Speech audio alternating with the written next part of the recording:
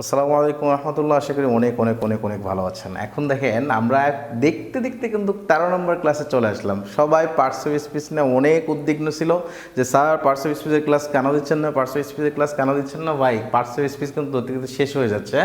তাহলে শূন্য থেকে গ্রামার শিখে 13 নম্বর ক্লাসে আমরা চলে এসেছি। 13 নম্বর ক্লাসে আমরা দেখতেছি কমন নাউন, অর্থাৎ কনক্রিট নাউনের 4টা যে প্রকার ছিল এই কমন নাউন ডিটেলস আমরা আজকে দেখবো এবং কমন নাউন থেকে বিগত সালে বিভিন্ন এক্সামে এবং বিশ্ববিদ্যালয়ে কীভাবে পরীক্ষায় আসছে সেগুলো আমরা দেখবো ইনশাল্লাহ। ওকে, তাহলে কমন নাউন কাকে বলা হচ্ছে? আমরা প্রপার নাউন বলেছিলাম নির্দিষ্ট কোনো কিছুর নাম, কিন্তু কমন নাউনটা হচ্ছে নির্দিষ্ট কোনো ব্যক্তি, বস্তু বা স্থানের নাম না বুঝে এক জাতীয় কিসে সকলেকে বোঝায়, অর্থাৎ এক জাতীয় কোনো কিছুর নাম বোঝাবে। ঠিক আছে, তাহলে কমন নাউন প্রথমে কি হচ্ছে? নির্দিষ্ট কোনো ব্যক্তি, বস্তু বা স্থানের নাম না বুঝে এক জাতীয় সকলকে বোঝাবে। আচ্ছা, এক জাতীয় বলতে কি বোঝাচ্ছে?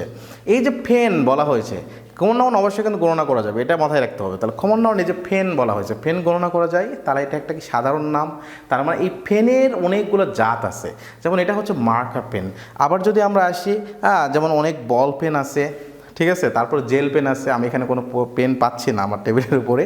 তাহলে হচ্ছে অনেক মার্কার পেন আছে, জেল পেন আছে, অনেক ধরনের পেন আছে। যেমন চেয়ারের কথা বলি, আমার সামনে অনেকগুলো চেয়ার আছে। আমার সামনে কিন্তু প্রায় 3 ধরনের চেয়ার আছে এখানে। একটা পার্টিক্সের চেয়ার, একটা হচ্ছে প্লাস্টিকের চেয়ার, একটা হচ্ছে কাঠের চেয়ার। তাহলে চেয়ারটা অনেক ধরনের। এই যে আমরা টিভি বলতেছি, টিভি একটা কমন নাউন কেন? বা এই যে বোর্ডটা একটা হচ্ছে কমন নাউন। এই বোর্ডটা কেন কমন নাউন?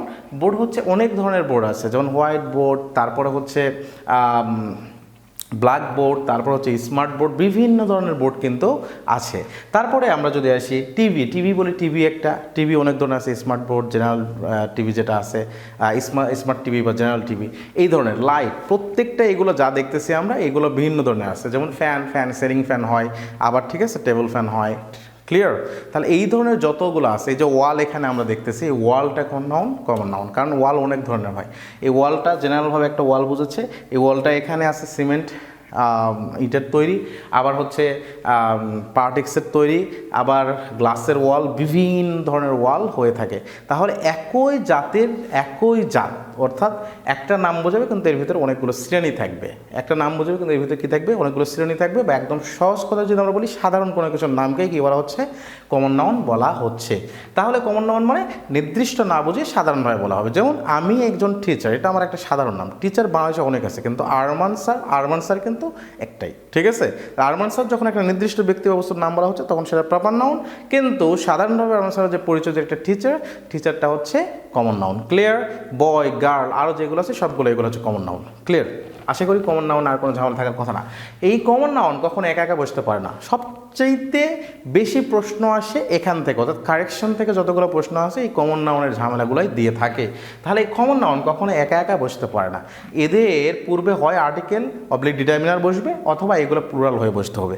কিভাবে? আমরা একটু আসি। যেমন দেখেন, বলা হলো আই হ্যাভ বুক। আচ্ছা বলুন তো, আমরা দেখে তো সেন্টেন্স কিন্তু সঠিক মনে হচ্ছে। সেন্টেন্স কি মনে হচ্ছে?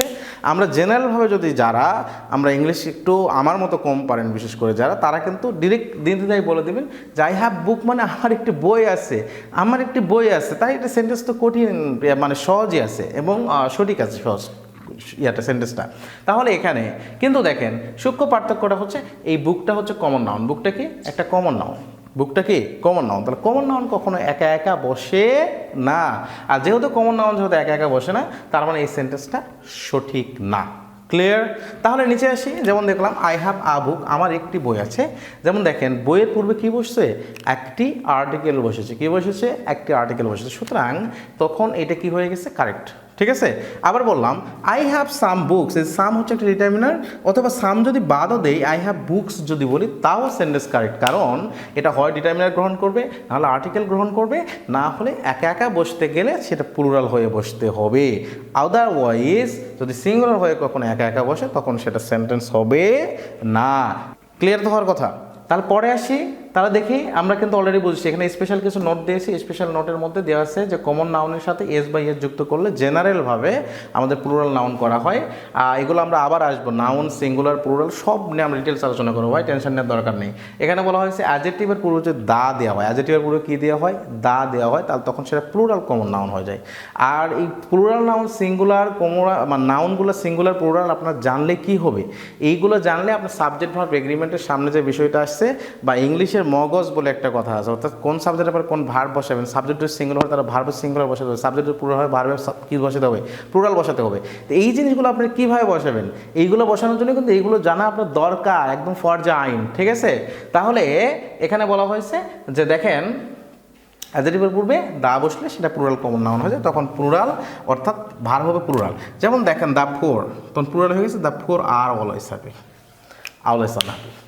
ক্লিয়ার? সমস্যা আছে? আর সমস্যা থাকার কথা না।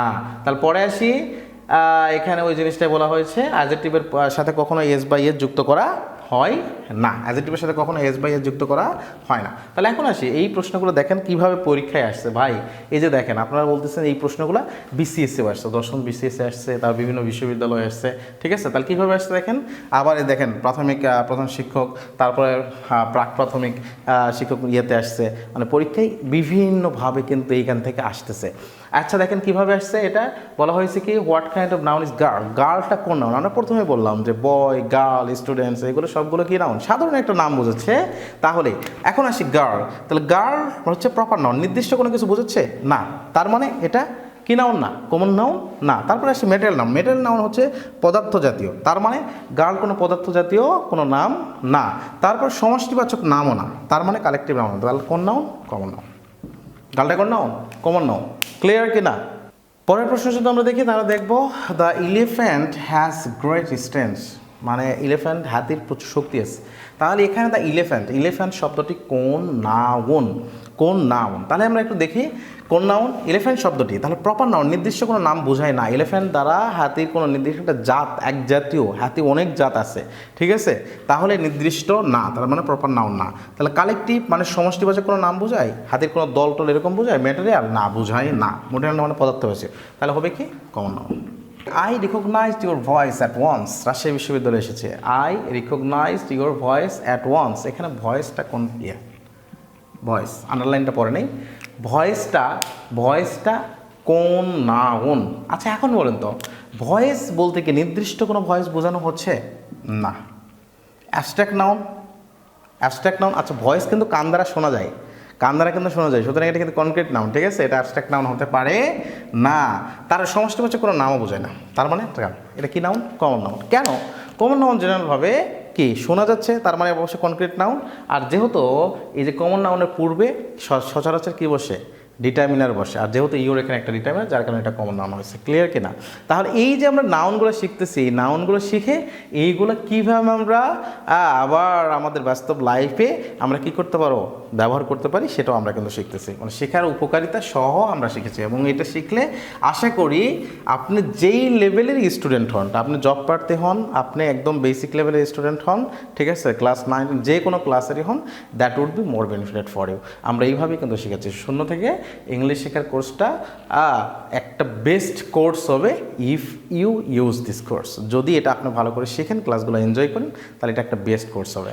So if you enjoy this videos, obviously comment, like and share, obviously and must I have to know how do you feel, আপনারা কেমন অনুভব করছেন, কেমন উপকার হচ্ছে, এটা আমাকে জানতে হবে।